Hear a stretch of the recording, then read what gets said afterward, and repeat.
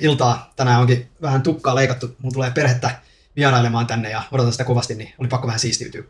Mutta tänään ajattelin puhua tämmöisestä uutisesta. Eli Helsinki hankkii sveitsiläisen Stadlerin raitiovaunuja 271 miljoonalla eurolla. Ja käydään nopeasti läpi, mitkä speksit tässä hankinnassa on. Stadler täytti kilpailutuksessa tämän artikkelin mukaan kaikki 1600 vaatimusta. Tämä kilpailutus kesti 4 vuotta ja tarjoukset tuli koko maailmasta 2 toimijalta. Toisella toimijalla Skodalla olisi ollut Suomessa tehdas, jossa näitä olisi voitu valmistaa, mutta Skoda hävisi tämän kilpailutuksen. Ja ensimmäisenä tässä tulee mieleen se, että edes Suomen julkinen sektori ei osta Suomelta, koska kilpailukyky on niin totaalinen nolla. Eli meillä ei ole edes mahdollista kilpailla meidän omista kaupoista ja omasta rahasta.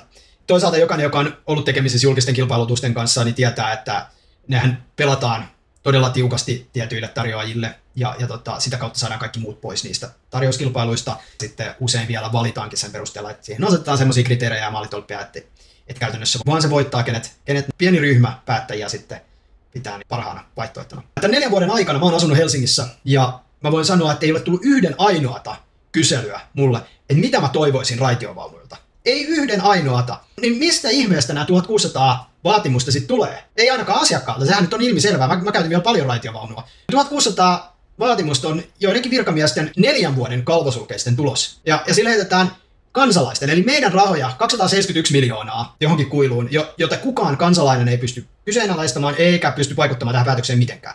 Ei ole pystynyt koko 4 vuoden aikana vaikuttamaan suoraan tähän päätökseen. Ja silti se on sen kansalaisen rahoja, jota tullataan. Ei ole olemassakaan mitään julkista rahaa. Se on kaikki kansalaisten rahaa, joka on viety kansalaisilta. Jos me mietitään syvällisemmin tätä ongelmaa, niin tämmöistähän ei olisi olemassakaan, ellei nimenomaan kansalaisilta sosialisoitaisi rahoja.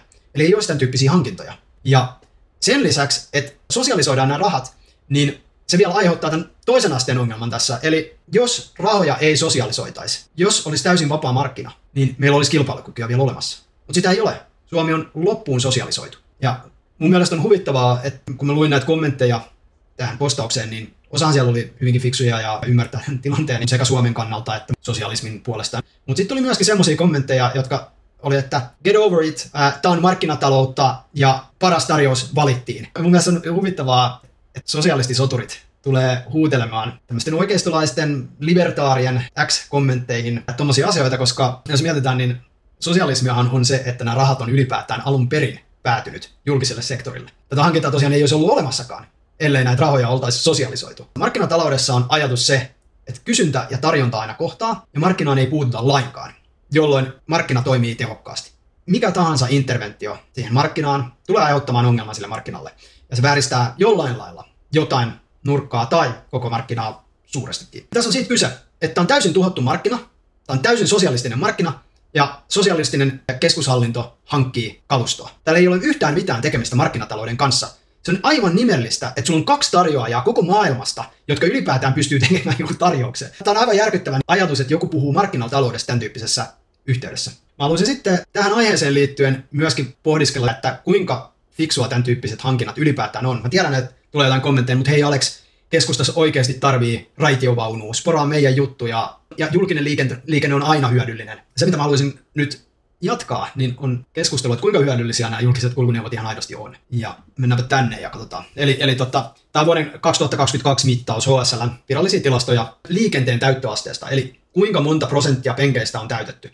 Se otetaan esimerkkinä, että jos sulla on 100 penkkiä raitiovaunussa, niin 12,5 penkkiä niistä 100 on ollut täytettynä vuonna 2022. HSL on ollut ongelmissa pitkään ja niillä on todella heikot täyttöasteet ja heillä on taloudellisia vaikeuksia. Niin nyt en ole löytänyt uudempia tilastoja, että mä voisin vahvistaa tämän mun epäilyksen, mutta uskallan väittää, että HSL:n täyttöasteet on vielä heikentynyt tästä. Jos me mennään tähän ympäristöargumentointiin, joka nyt on muutenkin ihan naurettavaa nykypäivänä, niin nämä on tyhjiä. Nämä on mammuttimaisia aluksia, jotka on tyhjiä.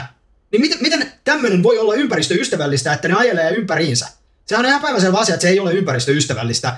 Se perustuu siihen, että ne olisi koko ajan täynnä, mutta niitä vuoroja on pakko ajaa silloin, kun ei olla lähelläkään 100% täyttöastetta. Mietitään, mihin maailma on nyt menossa. Täällä Amerikassa on Tesla ja robotaksit tullut. Itse käytin Texasista tänä vuonna Waymoa paljonkin. Just ei ollut ehtinyt robotaksi valitettavasti tulla, et en päässyt, vaikka mä paljon äkkäs huutelin, että pääsen demoamaan ja laittamaan siitä videoon, niin en päässyt. Waymosta on videoita, mutta ei robotaksista vielä.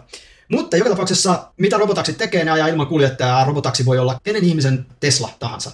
Ja tämä omistaja päättää, että saako Tesla sinä aikana, kun hän ei ole itse ajamassa sitä, niin saako Tesla ajaa robotaksia. Viikossa ehkä käytetään autoa keskimäärin 10 tuntia omaan käyttöön. Ja kaikki muut tunnit viikosta se on käyttämättömänä. Niin tällä robotaksella saatetaan saada esimerkiksi henkilöautoille jotain 80 tuntia lisää käyttöä sillä lailla, että se liikuttaa ihmisiä paikasta A paikkaan B. Ja nämä autot on jo siis valmistettu. Eli siinä ei tule tätä kuormaa ylipäätään ympäristölle, että valmistettaisiin jotain uutta, vaan se auto on jo olemassa. Sen lisäksi, jos me verrataan julkiseen liikenteeseen, niin julkinen liikenne jättää sut pysäkille A, sen jälkeen sun on vaihdettava siinä pysäkillä A, odotettava 10 minuuttia seuraavaa, vaihdat kulkuneuvoon B ja näin poispäin.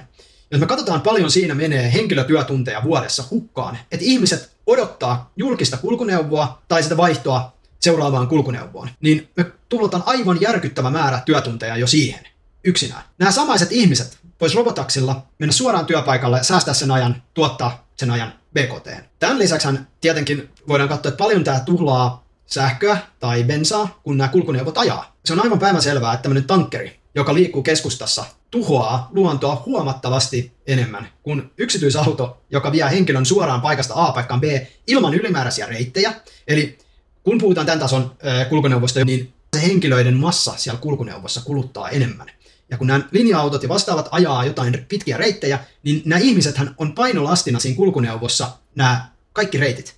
Niin se ei mene suoraan paikasta A paikkaan B. Niin tämä koko julkisen kulkuneuvojen sosialistinen himmeli on ihan käsittämätön. Sitä laajennetaan ja rakennetaan täysin ilman minkäänlaista tulevaisuuden visioa siitä, mihin maailma on kehittynyt. Mä ymmärrän, että joskus aikanaan sosialisteille tämä on ollut tosi kiva ajatus, että on tämmöisiä julkisia kulkuneuvoja, ja sä pystyt pakottamaan nämä työtelijät ihmiset sinne samaan kulkuneuvoon nistien kanssa. Mulla on tosiaan itsellä tosi pitkä kokemus ja paljon käyttöä julkisista kulkuneuvoista, ja se oli kohtuullisen yleistä, että oli huumenneuloja esimerkiksi 9-ratikassa, jota mä käytin paljon. Joka kerta, kun tuli tarkastajat, niin jäi joku pummilla matkustaja kiinni bussissa tai raitiovaunussa. Eli se on aivan käsittämätön tuhlausta, siinä on minkäänlaista järkeä, ja se on tulevaisuuden vastaista. Se ei millään lailla ole mukautunut muuttuneeseen maailmaan. Silloin vielä sosialisoidaan kansanrahat ilman, että kuunnellaan kansan tahtoa, ja sitten tehdään tämmöisiä aivan käsittämättömiä 4 vuoden 1600 vaatimuksen kalvosulkeisia, jossa pelataan se sitten yhdelle toimijalle maailmassa koko tämä tilaus. Tähän oikeasti tarvitaan muutos, ja muutos, mitä me tarvitaan, on tietenkin se, että kansa saa äänen. Kansalaisten pitää saada päättää suoraan omista asioistaan. Kynnyksen ylittävät kansalaisaloitteet on vietävä muuttamattomana sitovaan kansanäänestykseen. Kansalaisaloitteita on keskimäärin mennyt 5 läpi vuodessa Suomessa, ja se vastaa hyvinkin sitä, mitä Sveitsissä tämä toimiva samanlainen systeemi tuottaa äänestyksiä vuodessa. Eli siellä äänestetään kerran kvartaalissa, voidaan äänestää useammasta asiastakin samalla, mutta siellä on näitä kantoneiden välisiä eroja myöskin. Se on ensimmäinen askel. Sen jälkeen voidaan alkaa optimoimaan sitä, että me voidaan alkaa sähköisen äänestyksen kautta äänestämään budjettirivi ja asia kerrallaan paljon pienemmistä asioista, ja ilman, että se millään lailla vaivaa ihmisiä. Jos me päästään äänestämään semmoisista asioista, mitkä oikeasti vaikuttaa näihin ihmisiin suoraan, niiden arjessa, niin kuin tämän tyyppisiin asioihin, että ostetaanko tämmöinen raitiovaunu tai muutetaanko kaikki Helsingin sisääntuloväylät kaupunkiboulevardeiksi ja niin poispäin. Niin kun ihmiset pääsee äänestämään niistä suoraan, niin meillä on huomattavasti paremmat elinoltavat Suomessa. Ja Suomi pystyy tähtäämään taas kasvuun ja nousuun. Mutta nykyisellä järjestelmällä Suomi tulee tuhoutumaan. Ei ole minkäänlaista hallituskombinaatiota, mitä ei oltaisi kokeiltu, eikä Koiviston jälkeisen parlamentarismin myötä niin olla missään vaiheessa menty hyvään suuntaan. Nokia ja YYA-kauppa vääristää tuloksia Kekkosen jälkeen, eli näyttää hetken aikaa, että on mennyt ihan hyvin, vaikka meillä ei ole oikeasti mennyt hyvin. Ja Suomi näivettyy, yksittäiset kaupat on semmoisia, että niitä juhlitaan vuosi kerrallaan, eli se ei riitä. Ja uusia innovaatioita ei ole syntynyt lainkaan. Otetaan ihan vain esimerkkinä nämä jäämurtajakaupat. Se pohjautuu vanhaan innovaatioon ja osaamiseen. Ja nyt oli otollinen aika, että joku halusi tilata niitä. Se ei ole aitoa kasvua, se on kertatilaus. Ja se lämmittää sen aikaa, kun tilaus on käynnissä. Totta kai tarvitaan myöskin sen tyyppistä onnistumista, että tulee näitä tilauksia, eli maailmantalous kasvaa. Mutta se ei riitä mihinkään. Me tarvitaan innovaatioita, me tarvitaan uusia asioita, uutta liiketoimintaa, mitä syntyy Suomeen. Ja vaan sen kautta me saadaan aitoa, orgaanista kasvua, joka ei ole riippuvainen maailmantalouden tilanteesta. Jopa silloin, kun ollaan maailmantalouden harjalla, niin Suomi kasvaa aivan naurettavan vähän. Tähän tarvitaan muutos.